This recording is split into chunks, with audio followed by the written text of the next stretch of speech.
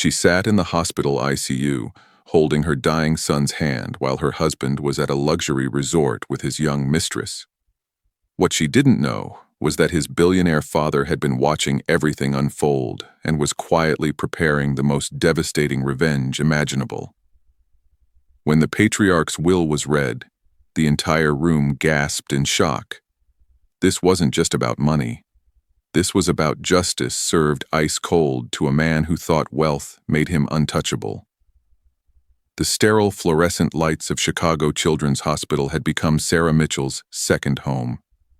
For 3 months, she had lived in this nightmare of beeping machines, antiseptic smells, and the constant fear that each breath might be her son's last.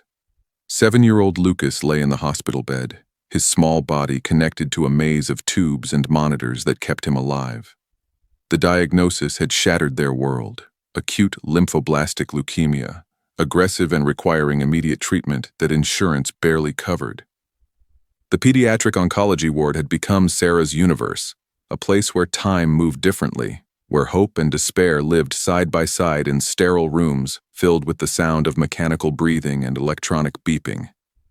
She had learned the language of this place: platelet counts, white cell differentials, chemotherapy protocols with names like acronyms from a foreign language.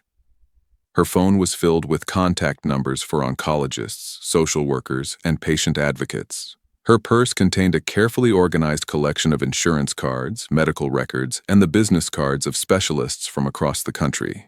The other parents in the ward had become her reluctant family. There was Maria, whose 3-year-old daughter had been fighting brain cancer for 18 months. There was David Sr., a construction worker whose 8-year-old son was in his second round of treatment for bone cancer. They shared coffee in the family lounge at 3 a.m., traded information about experimental treatments, and held each other up during the darkest moments when hope seemed impossible to find. Sarah's transformation from suburban wife to warrior mother had been swift and complete.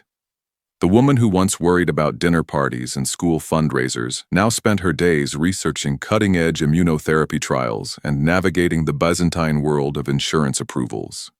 Her manicured nails were now bitten short, her designer clothes replaced by comfortable hospital wear that could withstand the emotional storms that came without warning. While Sarah counted every shallow breath her son took, her husband Marcus was 2,000 miles away in Cabo San Lucas, Mexico. He wasn't attending a business conference or handling a family emergency.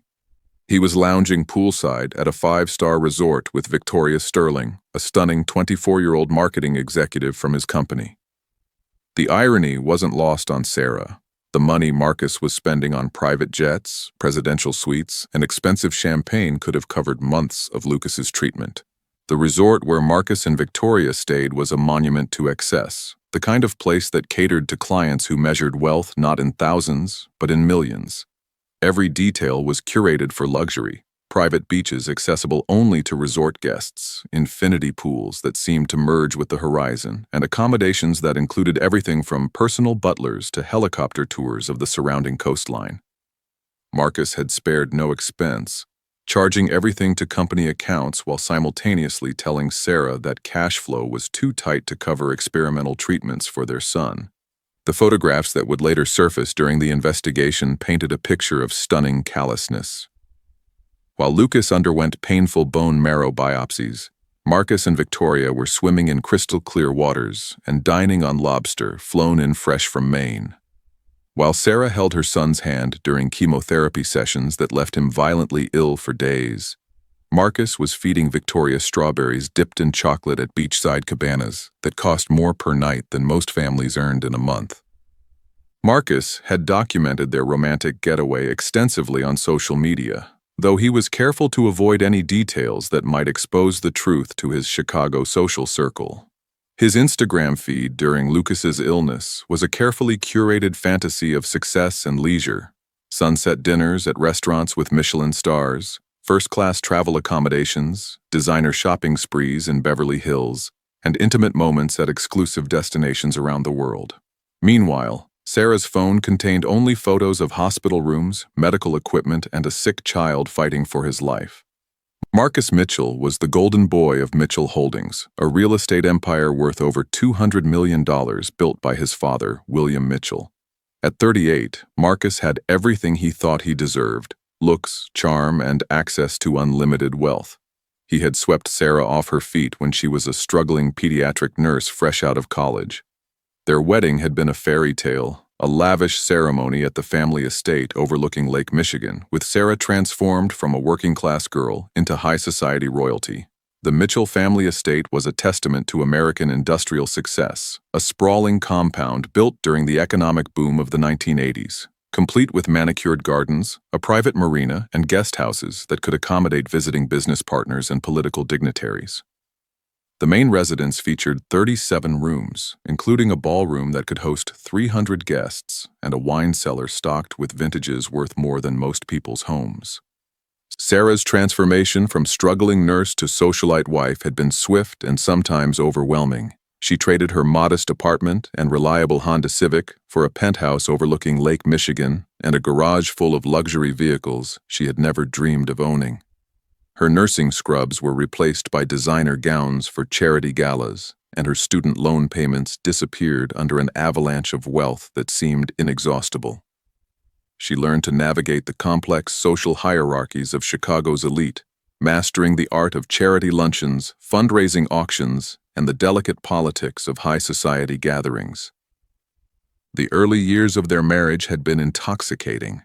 Marcus was attentive, generous, and seemingly devoted to building a life together that would surpass even his family's considerable achievements. He encouraged her to leave nursing if she wanted, to pursue interests and hobbies that her previous financial constraints had made impossible. They traveled extensively: winters skiing in Aspen, summers sailing in the Mediterranean, spontaneous trips to Paris and Tokyo that Marcus could arrange with a single phone call to his travel concierge. But fairy tales, Sarah had learned, could turn into nightmares. The change in Marcus began subtly after Lucas was born.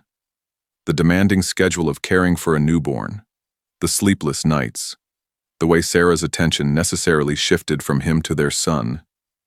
It all chipped away at his patience in ways that became more obvious with time. He started working later hours at the office, taking more frequent business trips, and finding increasingly creative excuses to avoid the messy, unglamorous reality of early parenthood. When Lucas's illness struck like a lightning bolt from a clear sky, Marcus's response was swift and brutal.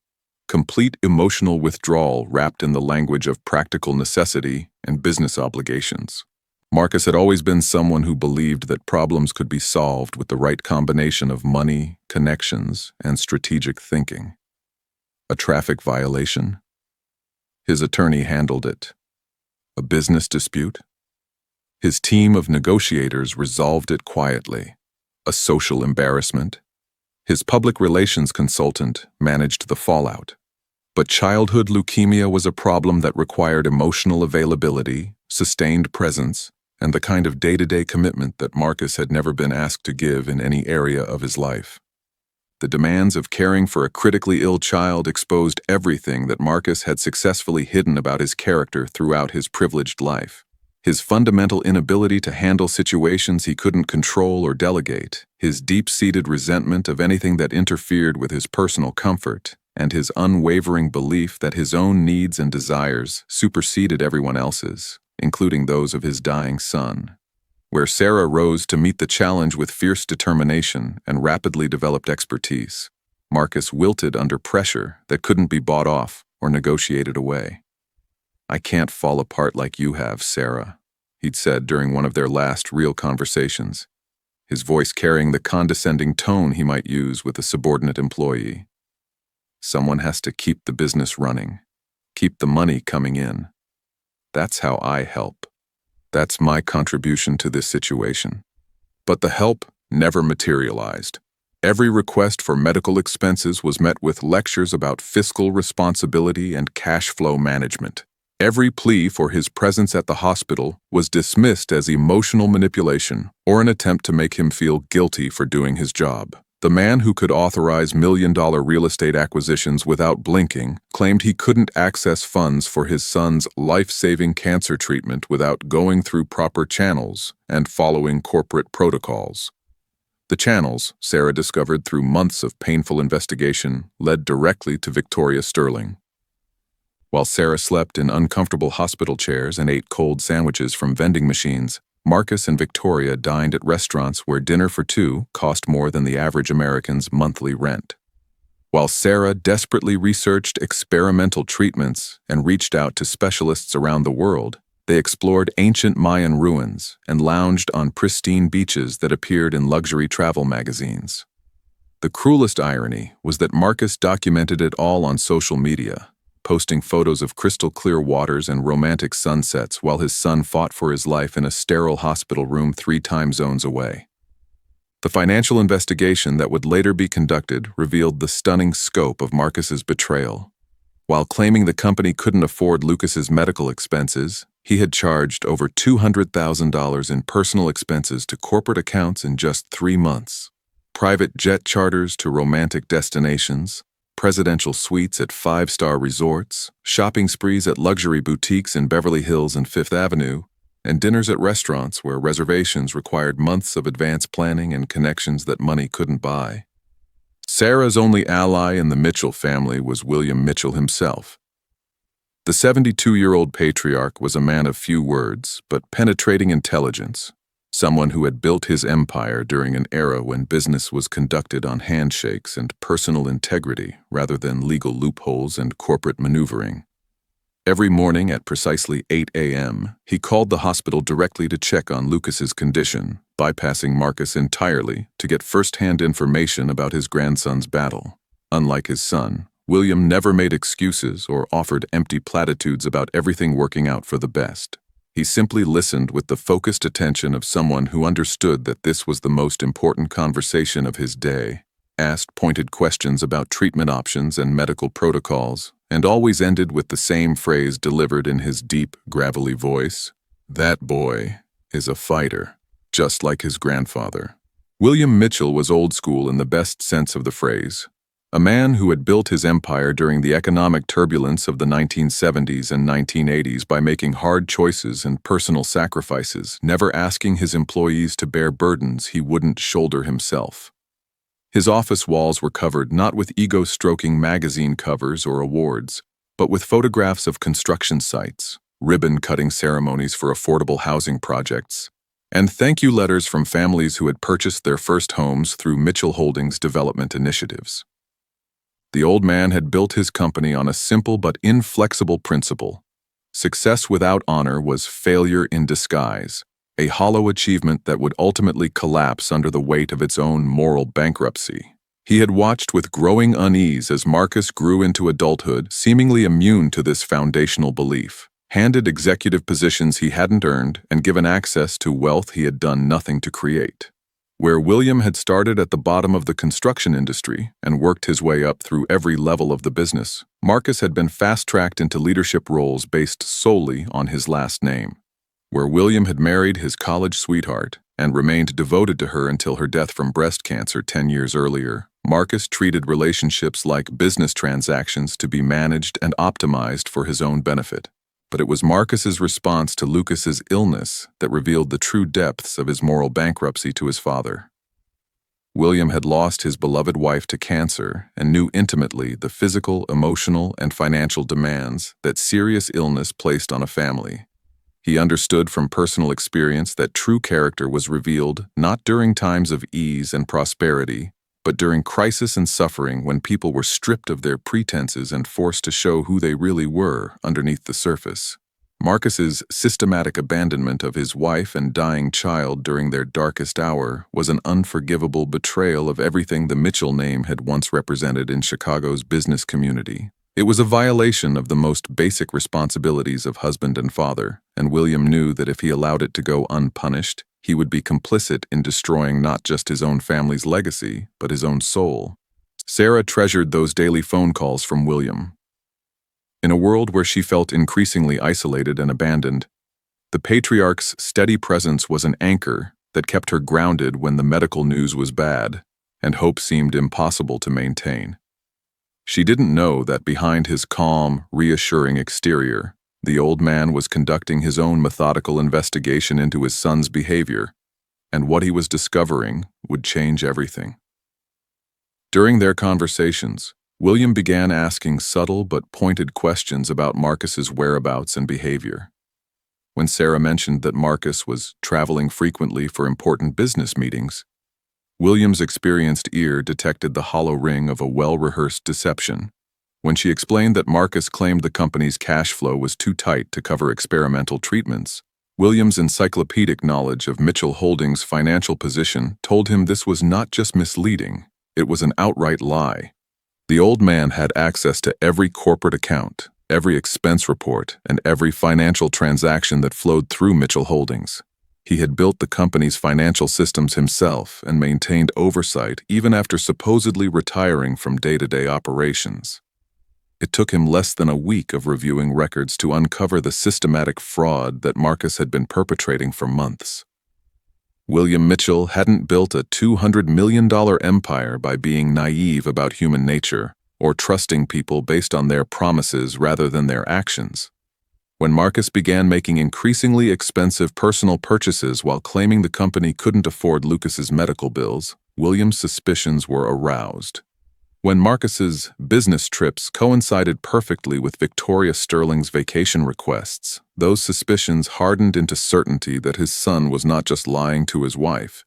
He was stealing from his own dying child.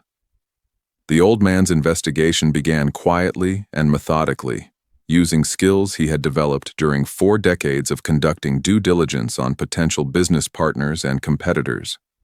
He started by reviewing corporate credit card statements and expense reports with the thoroughness of a forensic accountant, looking for patterns and anomalies that revealed the truth behind Marcus's carefully constructed lies. What he found was damning beyond anything he had imagined possible. Charges for luxury hotels in destinations where Mitchell Holdings had no business interests whatsoever. Restaurant bills for intimate dinners for 2 while Marcus was supposedly attending industry conferences. Purchases from high-end jewelry stores, boutiques, and luxury goods retailers that specialized in the kind of gifts given to mistresses rather than wives. William hired the best private investigators money could buy, a discreet firm that specialized in corporate espionage and high-stakes family matters for Chicago's wealthiest families. The agency he chose had a reputation for thoroughness and discretion, having handled sensitive investigations for Fortune 500 CEOs, politicians, and celebrities who needed absolute confidentiality. Within 3 weeks, the investigators had assembled a complete dossier of Marcus's betrayal that was more devastating than anything William had prepared himself to see. Bank statements showing hundreds of thousands of dollars spent on jewelry, exotic travel, and luxury gifts for Victoria Sterling. Photographs taken with telephoto lenses showing intimate moments at exclusive resorts that catered to the ultra-wealthy. Recorded phone conversations where Marcus laughed about his domestic situation while planning romantic getaways that cost more than most people's annual salaries. The investigation revealed a pattern of deception that went back more than 6 months before Lucas's diagnosis, showing that Marcus's affair with Victoria hadn't been a response to the stress of his son's illness. It had been the reason he was so eager to abandon his family when crisis struck. He had been systematically diverting company funds for personal use, disguising payments to Victoria as consulting fees, and using corporate accounts to finance a completely separate lifestyle that existed entirely apart from his responsibilities as a husband and father. The private investigators documented everything with the thoroughness of prosecutors building a criminal case. The 5-star hotels where Marcus and Victoria stayed, the first-class flights charged to Mitchell Holdings, the expensive dinners at restaurants that required connections and advance reservations, the luxury shopping sprees on Rodeo Drive and Fifth Avenue. All of it charged to company accounts while Sarah begged for help covering their dying son's medical expenses. But the most damning evidence was a recorded conversation between Marcus and Victoria, where they discussed their future together with the casual callousness of people planning a vacation. "Once the kid's situation resolves itself," Marcus had said, his voice cold and calculating, "we can start fresh. New life, new family, no complications from the past. The casual way he referred to his son's potential death as a situation that would resolve itself was the moment William Mitchell declared war on his own son. William spent countless hours in his study, surrounded by legal documents and financial statements, crafting what would become his final act of justice. He consulted with attorneys who specialized in estate planning and corporate law, ensuring that every detail of his plan was legally bulletproof and impossible for Marcus to challenge or circumvent. He reviewed corporate structures, trust agreements, and inheritance laws, looking for any possible loophole that his son might exploit in an attempt to escape the consequences of his actions. The old man wanted to be absolutely certain that Marcus would receive exactly what he deserved for his betrayal, nothing at all. William also took immediate steps to secure Lucas's medical care, though he did so through carefully anonymous channels to avoid alerting Marcus to his investigation. A mysterious, charitable donation appeared in the hospital's accounts, specifically earmarked for Lucas's treatment and any experimental therapies that might save his life. When Sarah received word that an anonymous benefactor had covered all of Lucas's current and future medical expenses, she wept with relief and gratitude, never knowing that her grandfather-in-law was the source of this life-saving miracle. The reading of William Mitchell's will took place on a crisp October morning in the imposing conference room of Mitchell Holdings' downtown Chicago headquarters. William had died suddenly of a massive heart attack just days after Lucas had been declared in complete remission, a miraculous recovery that doctors attributed to a new experimental immunotherapy treatment that had been funded by the anonymous donation that was actually William's final gift to his grandson.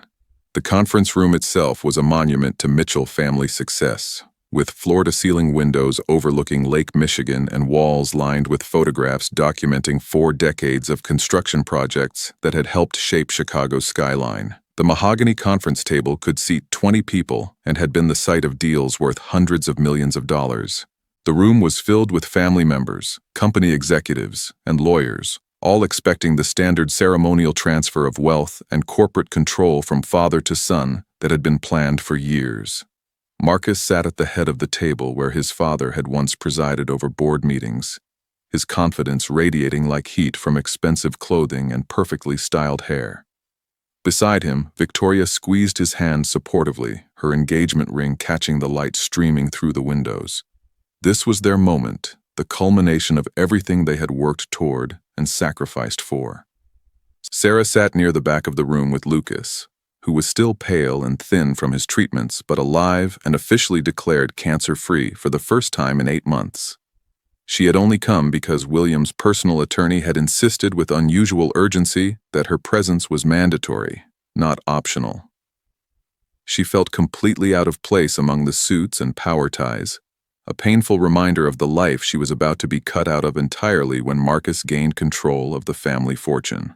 James Harrison, who had served as William's personal attorney for 30 years and handled every major legal transaction in the Mitchell family's history, cleared his throat and began reading from the thick document that would determine everyone's fate.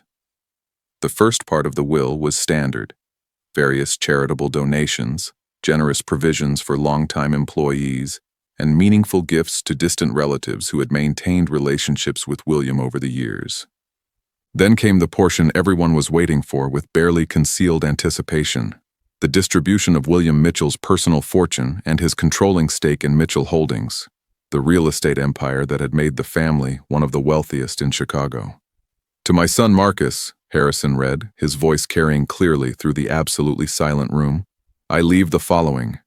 Marcus leaned forward in his chair, his eyes bright with anticipation and barely contained excitement. He had waited his entire adult life for this moment. Absolutely nothing.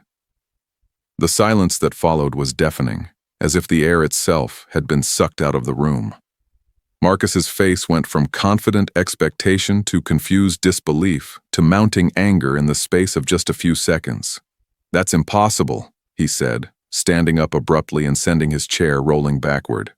"There must be some kind of mistake." Harrison continued reading without missing a beat, his voice steady and professional. "Marcus, you have proven yourself to be a man without honor, without compassion, and without the moral character necessary to carry on the Mitchell family legacy. While your son fought for his life, You fought only for your own pleasure. While your wife begged for help during the darkest period of her life, you spent millions of dollars on your own entertainment and the seduction of your mistress. You are not my heir. You are my greatest disappointment. The room erupted in murmurs and gasps of shock. Victoria's face had gone completely white, her dreams of wealth and social status crumbling in real time as she realized that the investment she had made in Marcus Mitchell was about to prove worthless. Marcus slammed his hand down on the conference table with such force that water glasses jumped.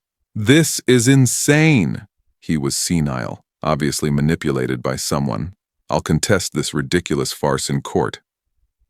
"You are welcome to try," Harrison said calmly, his voice carrying the authority of someone who had anticipated this exact reaction. "But I should mention the codicil that your father added to his will just days before his death." He produced another legal document from his briefcase with the deliberate movements of someone revealing the final piece of a carefully constructed puzzle. William Mitchell anticipated this reaction from you, Marcus. Therefore, he included what's known as a no contest clause in his will. Should any beneficiary or interested party challenge this document in court for any reason whatsoever, Mitchell Holdings will immediately be liquidated through a forced sale, and 100% of the proceeds will be donated to children's cancer research. Your father was very clear about this. You can accept his decision with whatever dignity you can muster, or you can destroy the family business forever and ensure that you get absolutely nothing while helping children like your son. It was checkmate delivered with surgical precision. Marcus could contest the will if he wanted to, but doing so would guarantee that he would lose everything while publicly cementing his reputation as the man who destroyed his family's legacy out of pure spite. But Harrison wasn't finished delivering William Mitchell's final message to his son. The bulk of William Mitchell's estate, the lawyer continued, including his controlling stake in Mitchell Holdings, his extensive personal investments, and his real estate holdings, totaling approximately $180 million, will be placed in an irrevocable trust fund. Sarah felt the room spinning around her as she tried to process numbers that seemed incomprehensible. $180 million. It was more money than she could imagine, more than entire cities had in their annual budgets. This trust has 2 beneficiaries, Harrison continued, his eyes moving to Sarah for the first time since he had begun reading. 75% of the estate, approximately $135 million, will go to Lucas Mitchell to be carefully administered by his mother Sarah until he reaches the age of 25. The remaining 25%, approximately $45 million, goes directly to Sarah Mitchell, in recognition of her unwavering dedication to her son and her exemplary character in the face of abandonment by the man who should have protected them both.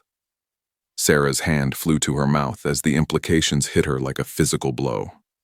Lucas, not fully understanding the significance of what was happening but sensing that something momentous was taking place, squeezed her hand tightly. "Are we rich now, Mommy?" he whispered with the innocent directness that only children possessed. The answer was yes. Richer than she had ever imagined possible. Richer than she had ever dreamed of being, even during the fairy tale early days of her marriage to Marcus. But more than that, they were protected. Lucas would never want for anything again. His medical care, his education, his future, all secured by the love of a grandfather who had watched from afar and acted decisively when it mattered most. Marcus stood frozen in place, the full magnitude of his loss beginning to sink in like ice water in his veins. He had bet everything on his father's unconditional love and lost completely. His inheritance, his position in the company, his future, all gone because he had chosen his own immediate pleasure over his dying son's life. Victoria was already backing toward the door, her loyalty evaporating as quickly as her financial prospects. I have a very important meeting," she mumbled, practically fleeing the room.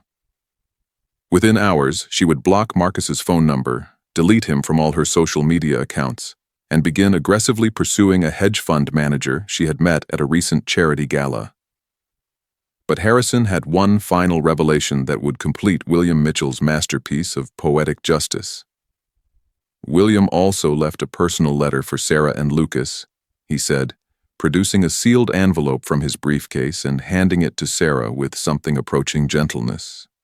He asked that you read it when you were ready to understand why he made the choices he did. That night, in the quiet sanctuary of their hotel room while Lucas slept peacefully for the first time in months, Sarah read William's letter aloud. My dear grandson, by the time you read this, I will be gone. But my love for you will live on in every opportunity this inheritance provides. Your father failed you in ways that cannot be forgiven or forgotten. But you are not defined by his failures.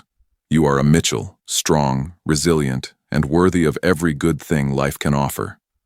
Use this gift to build something beautiful in the world, to help others as I could not help you when you needed it most. And always remember, the greatest wealth is not what you own, but who you choose to become. I am proud to call you my grandson. Love always, Grandpa William. 5 years later, Sarah stood in the lobby of the Lucas Mitchell Pediatric Cancer Center, a state-of-the-art medical facility she had funded with a significant portion of her inheritance. The center provided completely free treatment to children whose families couldn't afford the crushing cost of cancer care. Children just like Lucas had been during those terrifying months when his life hung in the balance. The facility was a marvel of modern medical architecture, designed specifically to make the experience of treatment as comfortable as possible for young patients. Healing gardens, play areas, and family suites created an environment that felt more like a luxury hotel than a hospital. The medical equipment was the most advanced available anywhere in the world, and the staff included some of the most skilled pediatric oncologists, nurses, and support specialists money could attract. Lucas, now 12 years old and completely healthy, ran up to his mother with a painting he had created in the center's art therapy program. Look, Mom, I painted Grandpa's house by the lake.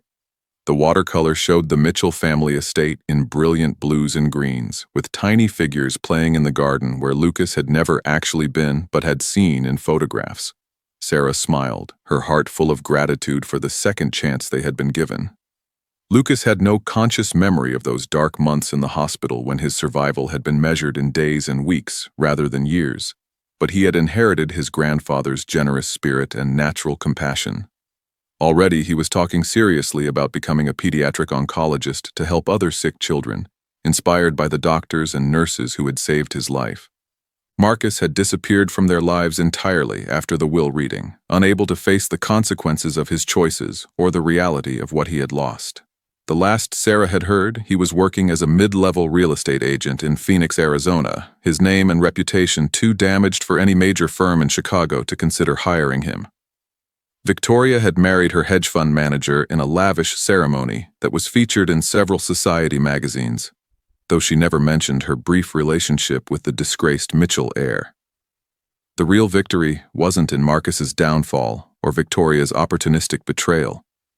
It was in what William's love and foresight had built. The foundation Sarah had established had funded breakthrough research into childhood cancers, helped hundreds of families navigate the financial and emotional challenges of serious illness, and given Lucas a profound sense of purpose that no amount of money could have purchased.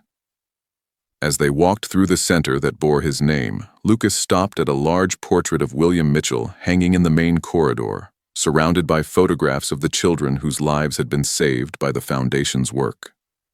"Tell me about Grandpa again," he said, as he did every time they visited. Sarah knelt beside her son, looking at the portrait of the stern-faced man who had saved them both through the sheer force of his love and moral clarity. He was someone who understood that family isn't just about sharing blood. It's about showing up when people need you most.